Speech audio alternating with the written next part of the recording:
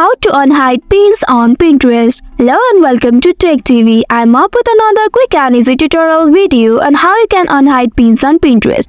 Before we begin, it's important to note that Pinterest doesn't provide an option to unhide pins once you have completed the hiding action. You can only undo immediately and there's no feature to unhide pins at a later time. Let's get started. Open the Pinterest application on your device. When you find a pin you want to hide, tap and hold the picture. You will see the restricted button. Click on it to hide the pin.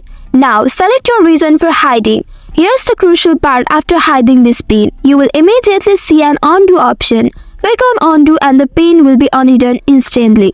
However, if you choose not to click undo and simply go back, you won't find an option to unhide the pin later. If you have changed your mind and want to unhide the pin, be sure to click on undo immediately after hiding it. This will bring back the pin to your feed.